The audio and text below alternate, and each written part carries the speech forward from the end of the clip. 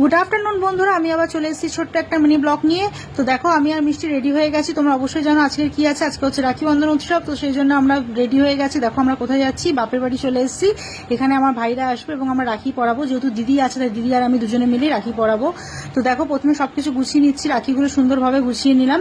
তো তারপরে তিলক এবং তারপরে আতপ চাল এইসবগুলো নিয়ে প্রদীপ সবকিছু নিয়ে যে সাজানো হয়, যে আশীর্বাদের যে থালাটা হয় সেটাকে পুরো সাজিয়ে নিলাম এক এক করে সব জিনিস দিয়ে। বাইরে একটু পরেই চলে আসবে, তাই জন্য আমি সবকিছু আগের থেকে রেডি করে রাখছি।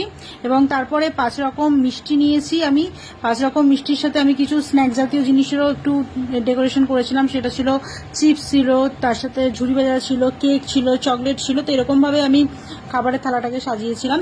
এবং দেখো কেমন দেখতে লাগছে, তোমরা দেখে অবশ্যই জানিও। এবং এরকমভাবে আমি থালাটাকে সাজিয়েছি। এবং তারপর যেহেতু ওরা এখনো আসেনি, তাই জন্য আমি ধীরে ধীরে পুরো জায়গাটাকে সাজিয়ে রাখছি, যাতে ওরা আসলে রাখি বাঁধতে শুরু করে দিতে পারি। তো পুরো জায়গাটাকে আমি ভালো করে সাজিয়ে নিয়েছি এবং তার সাথে তো ভিডিও আছে, তাও করে নিচ্ছি। এবার দেখো আমার ভাইরা চলে এসছে। তো দিদি যেহেতু বড় আমার থেকে, তাই জন্য দিদি আগে রাখি বাঁধছে। তো দিদির বাঁধা হয়ে গেলে আমি তারপরে বাঁধবো। তো এই 2 ভাই আছে দেখতে পাচ্ছ। এছাড়াও কিন্তু আমার আরো 2খানা ভাই আছে যারা এবছর রাখি পড়তে পারেনি কিছু অসুবিধার জন্য। তো আমরা দেখো রাখি বন্ধন উৎসব ফটো না তুললে হয়, তো ফটো তুলেছি। ছোট্ট একটা মিনি ব্লগ কেমন লাগলো অবশ্যই তোমরা জানিও।